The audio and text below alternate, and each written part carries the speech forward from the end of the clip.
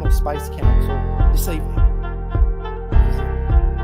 Inappropriate use of power. Thank you, Senator Robertson. The time of the discussion has expired. The Senate will now consider the proposal from Senator Roberts, which is also shown at item 12 on today's order of business. Is the proposal supported? It is indeed supported. With the concurrence of the Senate, the clerks will set the clock in line with the informal arrangements made by the whips, and I call Senator Roberts. Thank you. As a servant to the people of Queensland and Australia who listens to constituents, I know life is getting worse for you and this government doesn't care. Australia has entered a per capita recession. The total GDP is still going up on paper. Technically, the government can say that we aren't in a technical recession. Yet on average, the gross domestic product per Australian went backwards. That's a per capita recession. You're not imagining it. Life is getting far, far worse on average for the entire country. This isn't news to anyone who's recently paid a grocery docket or a power bill or tuned in to hear Philip Lowe whether or not the Reserve Bank are going to make their lives even harder this month. It's news to the Albanese government, though, because they're more interested in telling everyone to vote for the Voice than doing something to fix the cost of living. The Australian Bureau of Statistics has confirmed what we already knew. On average, life is only getting tougher, far tougher for Australians. The major cause of Australia's per capita recession is the UN 2050 net zero policies that are putting a chokehold on our country. This fact is one of many that exposes the lie that wind and solar are the cheapest source of electricity. With more wind, solar and batteries on the grid than ever in history, power prices have never been higher. This is mirrored around the world in countries adopting solar and wind. The record expensive power bills bite more than once, not only when Australians hand over more money than ever to their electricity and gas company. Power prices feed into nearly every level, every part of our lives. Without cheap power, manufacturers can't produce the products we want and need at a reasonable price. Farmers can't afford to pump the water that irrigates crops and keeps cattle alive. Shops can't afford to keep the lights on and the doors open.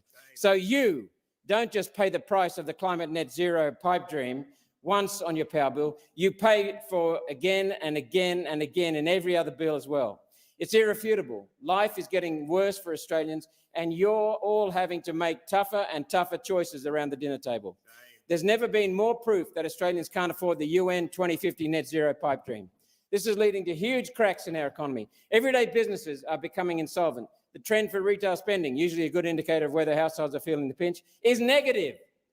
The average cost of housing as a portion of disposable income is at 20.1%, up from almost 16.5% only a few years ago. The lowest fifth of earners who hold a mortgage are spending an average nearly 2/3 of their disposable income on the loan. 2/3 of their disposable income on a house loan. All this means that in real terms, our economy is getting worse for Australians, yet that isn't showing up yet in the total GDP, which records the amount of activity in the economy. This is where the government is using their favourite Ponzi scheme, mass immigration, to cover up the cracks. Listen carefully. When you let more immigrants into the country, they have to spend money on the same things we all have to, like food, housing, transport, energy. All of this spending counts towards total gross domestic product. If the total gross domestic product goes down, we enter a recession, which is an embarrassing look for the government. So it's a pretty simple equation for the Albanese government. More immigrants equals more spending, which equals the total gross domestic product going up. And the government can say, we're not in an official recession. That's why they're doing it, and bugger the cost to individuals. At the same time, life continues to get worse for Australians. Smaller amounts of gross domestic product growth and our limited housing and services have to be shared with hundreds of thousands of new immigrants. That's the per capita recession. With more people, demand increases and prices increase even more. The Albanese government expects to increase our net immigration to 715,000 people over 2 years. That's the size of the entire Gold Coast, Tweed Heads area, or 1.5 Canberras arriving in just 2 years. Every arrival will need a bed. Every arrival will need a roof over their head. Where does the Albanese government expect them to live? To which one of our overfilled schools will children go? To which overflowing hospital will they go when they get sick? The Albanese government doesn't care about the answer to these questions as long as they can say, we're not in a technical recession. Bugger the cost of people, their lives. The solutions to the cost of living crisis are clear. They'll just take some guts and some honesty, abandon unaffordable climate, UN 2050 net zero pipe dreams, and cut net immigration to zero until our essential services and housing catch up. Here. Senator Mariel Smith. Thank you, Acting Deputy President. I also rise to speak on this matter of public importance, and there's a lot of ground to cover, but I will start with some economic context to the Senator's remarks just made. It is not uncommon for quarter to quarter for the per capita measure to move in this direction. In fact, it's gone backwards 1 in every 4 quarters since these records began some 50 years ago. So for context, that's about 48 times out of the past 199 quarters. So we need to keep that in context. But of course, there is no doubt that we are seeing the impact of higher interest rates, high but moderating inflation, and global uncertainty. These things are absolutely hitting households across Australia, households in my state of South Australia, and our economy. And at the same time, we have a rebound in population growth driven by the reopening of our economy and the return of international students in particular. But I believe that's a good thing. It's showing up in stronger service exports, and that's good for both the education and tourism sectors in Australia. It's good in my state of South Australia. But while the students are coming back, and given the impact of the pandemic on those student numbers and those movements, that's a good thing that they're coming back. We also know that net overseas migration won't catch up to the coalition forecast levels until the end of the decade. So context is important in this debate. Facts in numbers are important in these debates. And in terms of the implied context of this matter of public importance put by Senator Roberts, that's that net zero is causing the sky to fall in, that is simply not true. Because despite what Senator Roberts has said, the net zero transformation is a defining economic opportunity for our country. It is a defining economic opportunity for my home state of South Australia. With our abundance of natural resources, we as a nation have the potential to be a renewable energy superpower, and there are opportunities for us in that. As a nation, there are opportunities for our children in that. The government is absolutely committed to ensuring that we do not miss out on that potential and that opportunity, and we're working towards ensuring we have the policy settings to enable us to benefit from the economic revolution that being a part of net zero offers, that taking serious action on climate change offers our nation. Because for a decade, we had a government on these benches which was facing its own existential crisis about whether climate change actually existed, whether climate crisis on our doorstep was a real thing or not. We had them oversee 22 energy policies and fail to land one. We saw their internal battles and leadership tensions get in the way of delivering sensible climate policy. Indeed, for more than a decade, they defined themselves by being wreckers on climate action, wreckers on energy policy, ignoring the science and diving headfirst into the sand, pretending the climate crisis doesn't exist. And because of that, we missed out on a decade of progress and work, and we're on to fixing it. Our government is on to fixing it because our government sees climate action as not just necessary in terms of the future of our planet, not just necessary in terms of preserving a future for our children and grandchildren, but there are economic opportunities in it. There is economic potential. There's economic potential in my home state of South Australia. In our May budget, we included an additional $4 billion to help get our transition into renewable energy moving, taking the total investment under our government to more than $40 billion. Investing in renewables isn't just good for the future of the planet, it's good for Australia's regions, it's good in South Australia. Towns like Whyalla, where the potential of a world-leading hydrogen power plant will not only provide energy for future generations in our state, but economic opportunity as well. Australians want to see action on climate change. They didn't spend the last 10 years having an internal debate about whether it was real. They didn't spend the last 10 years torn up in knots about it. Every South Australian I speak to says, well, this is science, this is fact, this is coming down the line. But for a decade, we had a government which refused to engage, which couldn't land one of 22 energy policies. There are economic opportunities here. The sky's not falling in. The economic potential is huge for South Australia and for our country. Senator Canavan. Direct Deputy President. Well, I know the Prime Minister hasn't been to a petrol station recently. He doesn't seem to know the price of petrol, but I have, and in recent months I know many of Australians have had, and they would have seen that diesel often now is at $2.30 a litre. How is it that everything seems to have gone up in price since we committed to this crazy idea of net zero? Well, the fundamental fact here is if you commit to something like net zero, you're not going to drill for oil. You're not going to increase the production of oil and gas. And so that thing, being able to fill up at the petrol pump is going to go up in price just as it has. Now, there are some people that haven't been silly enough to sign up to this agenda, or at least not doing anything to get close to it. And countries in the Middle East like Saudi Arabia, Russia, they're not doing anything to get near it. And so they are still drilling for oil and gas. And thanks to our stupid decisions here in Western countries, we have given them a blank check to determine the price of oil, determine the price of energy across the whole world. And that is why you're seeing your petrol prices go up, because Saudi Arabia and Russia are restricting supply at the moment. Brent crude oil prices have gone back over $90 for the first time since the height of the Ukraine war.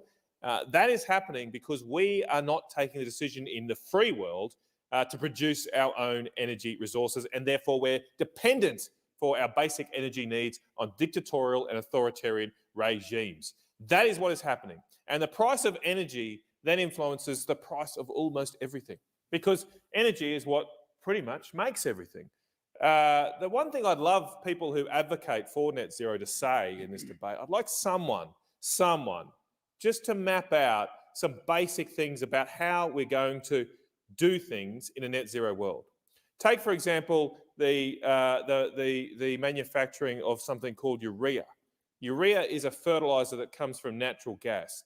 It is responsible for feeding half the world's population. Half the world's food comes from the fertilizers made from urea. Now, it is made from natural gas. How are we going to make urea? How are we going to grow food for half the world's population if we have net zero and we don't have gas? I mean, it's very easy to say net zero. It's very easy to say, look, let's just have net zero emissions. It's easy, isn't it? Well, it's not, because almost everything we grow, we make, we do in our society relies on the use of fossil fuels. And without them, people will starve. Without fossil fuels, we won't be able to go anywhere. Without fossil fuels, a lot of people will not have jobs. And so just answering those basic questions would be really, really helpful. Another thing you might notice is when you go down the shops now, things are a lot more in price. Obviously, everything's going up in price. But if you have a look, if you really look closely, those food items that require a lot of energy have gone up further in price. So things like milk and cheese, some forms of processed meat, have all gone up further in price because, I mean, cheese, how expensive is cheese these days? It's unbelievable. Again, the Prime Minister probably doesn't realise, but I certainly see it when I'm making some hamburgers for the kids and buying the cheese slices. It's ridiculously expensive. Why? Because those products require a lot of energy. It's a large manufacturing process, a lot of refrigeration to produce dairy products. And so they're going up in price. This is the most crazy policy that any governments have ever adopted. We want to fundamentally change how we make, grow and travel within a generation. 2050, which is what they want to do net zero emissions by, is just 27 years away. And what's happened since the world is, well, like, we're trying to restrict our emissions and push up our costs, but it only really matters, of course, what we do here if other countries do the same, if the rest of the world acts as well. But what's happened since the world signed up to net zero emissions at Glasgow in late 2021? What's happened there since then? Global carbon emissions have gone up. They've gone up, not down. Now ours haven't. We're trying to do the right, well, so-called right thing. But China, India, Russia, as I've already mentioned, they're just laughing all the way to the bank. And that's why fundamentally net zero emissions is a fraud and a scam, is a total fraudulent scam which allows countries like China and India and Russia who don't play by the rules in the world game, it allows them to get off scot-free and then take the jobs from Western countries. This is a massive transfer of wealth and prosperity from our nations, from our country, from our people, to those countries who never and will not play by the rules. We are absolute mugs to fall for this scam, but we're doing it time and time again. Now, eventually it'll end in tears because they won't be able to reach net zero emissions. And what is going to happen then? People will be very, very angry.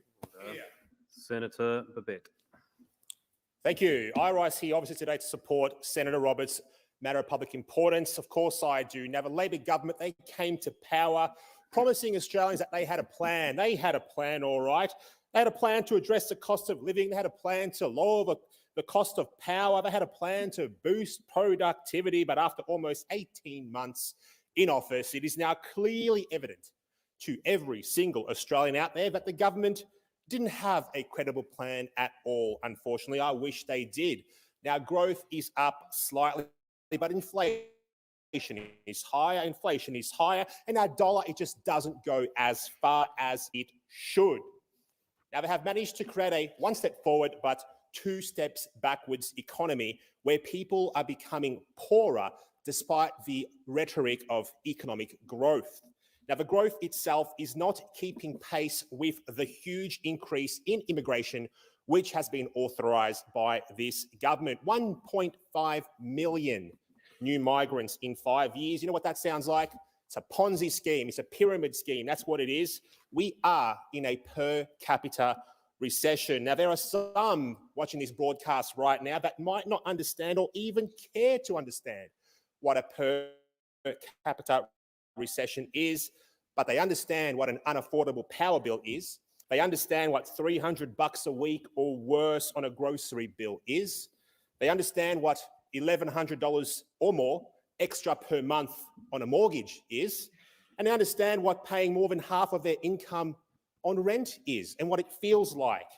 Now, having stumbled into office with 32.6% of the vote, our Prime Minister and Treasurer are now hiding their ineptitude behind a surge of new arrivals, hoping that these new immigrants will disguise our persistent and underlying economic problems. Talk about adding fuel to a fire, that's what that is.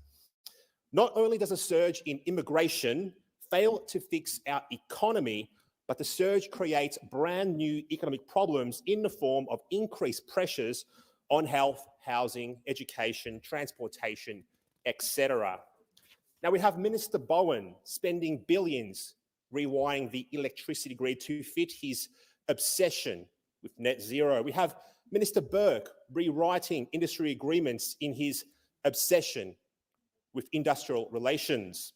We have Treasurer Chalmers, whose main contribution to the Australian economy is a 6,000-word essay on reimagining capitalism. Even if he reimagines our nation, even as he reimagines our nation into a per capita recession, unfortunately for us. And we have our Prime Minister. What's he doing? What's our Prime Minister doing? He is obsessively distracted with a divisive constitutional change that half the country or more doesn't even want. That's what he's doing. Now, for the sake of all Australians, I urge the government to stop fiddling while this nation burns. Stop propping up the economy with international arrivals. Manage the economy with a coherent, economically responsible plan. Now, if you want to encourage economic growth, we need the government to be truthful with the Australian people.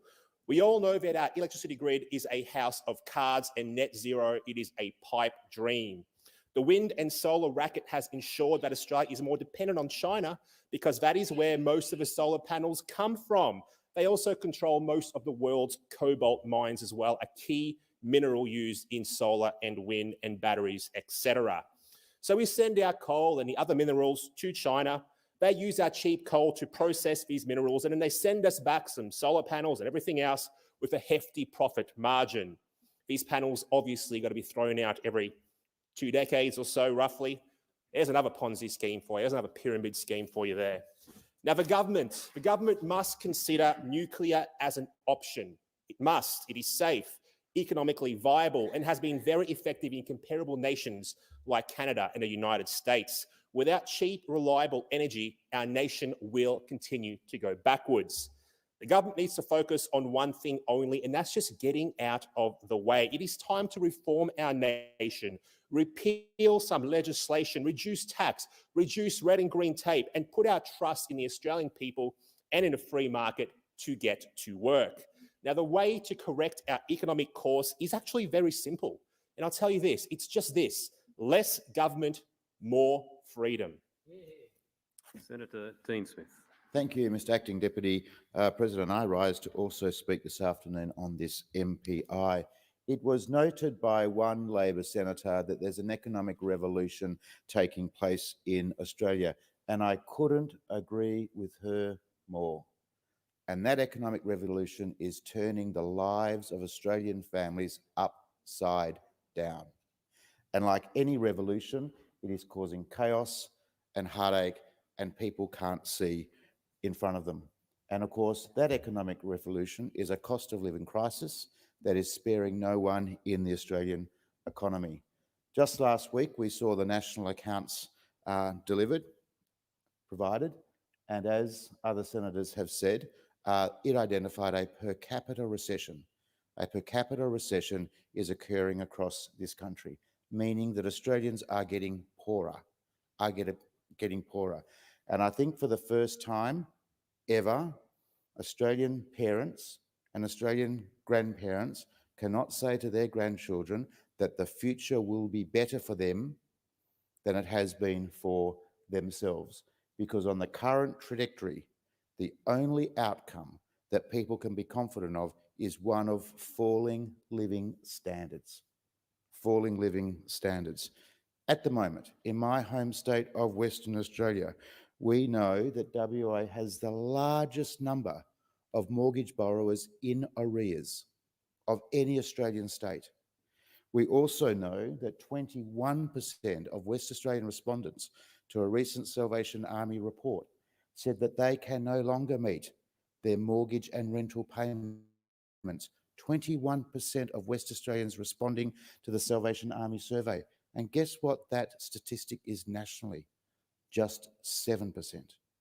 And 41,000 low-income mortgage holders in Western Australia are facing very severe mortgage stress, with more than 30% of the household budgets of those 41,000 families that is hurt, that is striking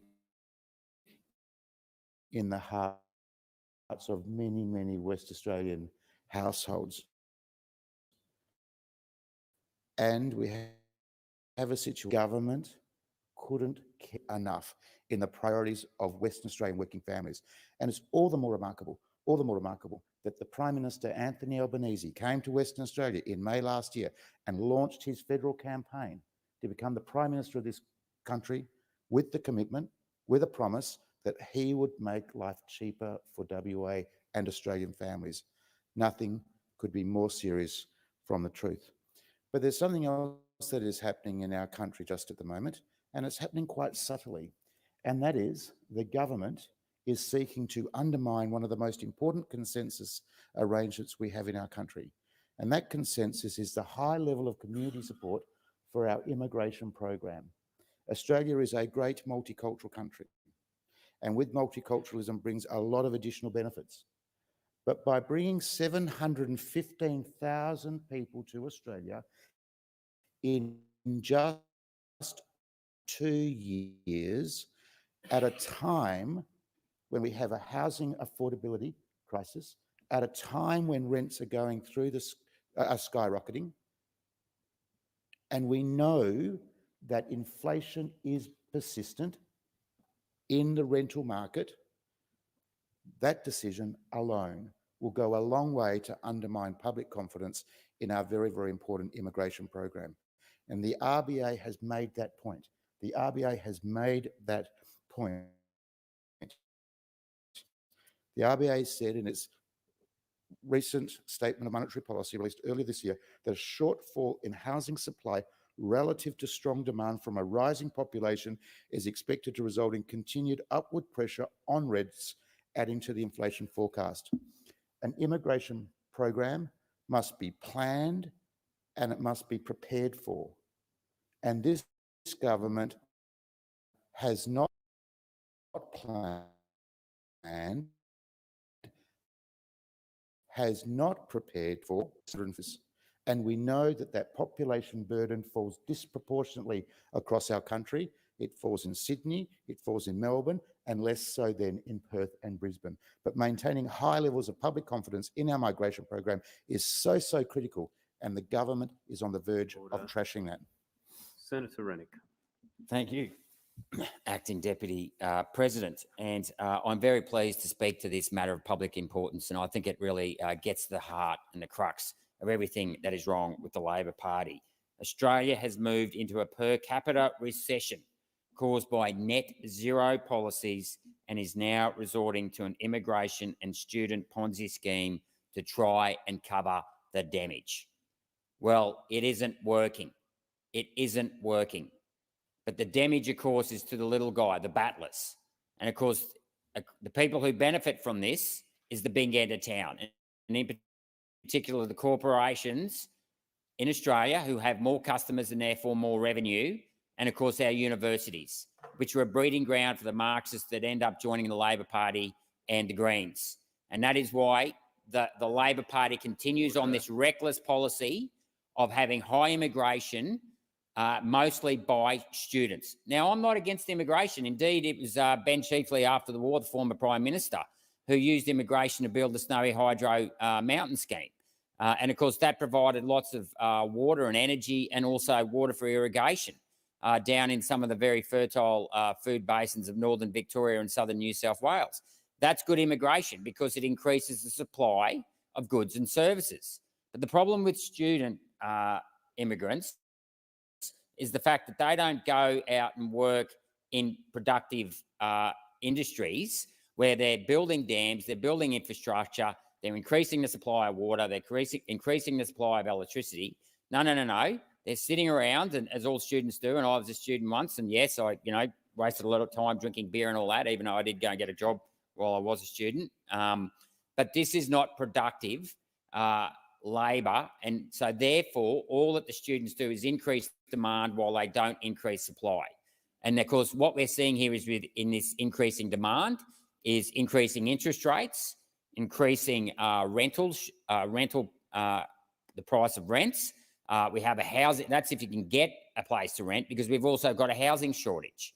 Okay, then and it's not just about housing that you're putting the demand on here, you're putting it on all of our essential services, So we need more roads, we need more infrastructure, we need more hospitals, we need more schools, and so on and so on. But of course, Labor sold out the little end of town because they know that they are really in bed with big business.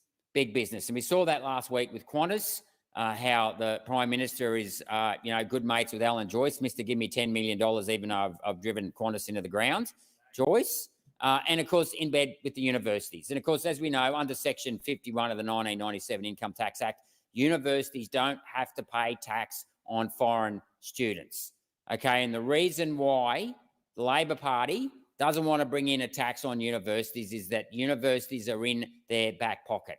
In the same way they use superannuation funds to steal from the workers their hard-earned wages, they use universities to brainwash our children. So that by the time our children have started work, they're not only broke from HEXDEC that was brought in by Paul Keating in the late 80s, they're brainwashed as well. And of course, the real tragedy in all this rapid immigration is our environment. Yet again, another act of hypocrisy here from the Labor Party, who pretend to care about the environment, and at the same time, they're bringing in renewables, which is driving up energy prices. They have these horrendous housing developments on the edge of the cities where they're putting these housing lots on top of each other, and it's destroying some of our most productive agricultural land. And in the inner city areas, we're getting these ugly high rises. It's destroying the Australian way of life.